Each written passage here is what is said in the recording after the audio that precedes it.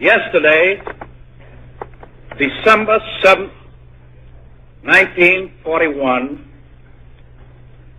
a date which will live in infamy, the United States of America was suddenly and deliberately attacked by naval and air forces of the Empire of Japan.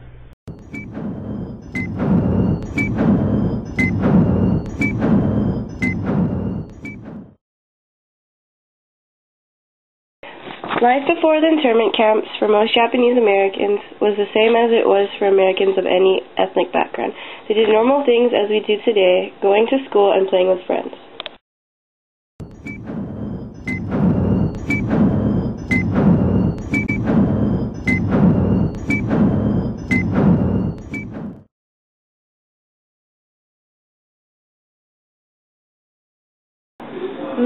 My name is Reiko Oshima Komoto.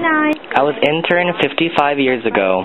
I was 9 years old when the bombing of Pearl Harbor occurred, and almost 10 when we were relocated to the Tanforan racetrack in San Bruno, California. I came to the camps with my father, mother, 4 brothers, and 3 sisters. We had 48 hours to evacuate, and we could only bring what we could carry in clothing and personal necessities. Everyone had their radios and cameras taken away.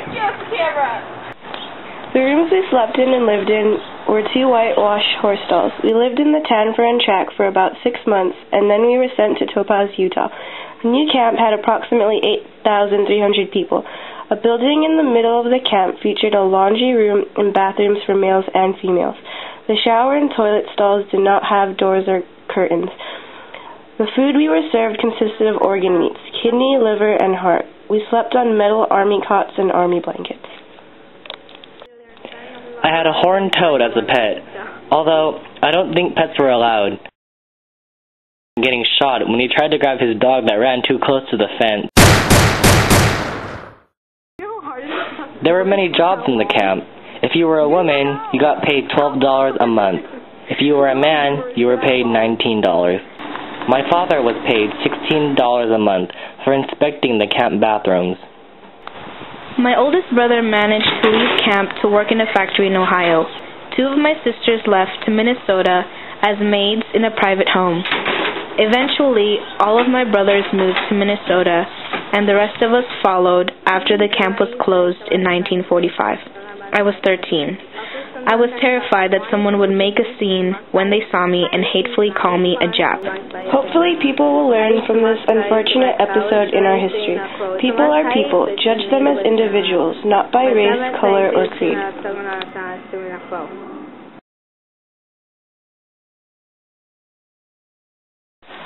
Many internment camps were located in the desert and were forced to endure grueling temperatures.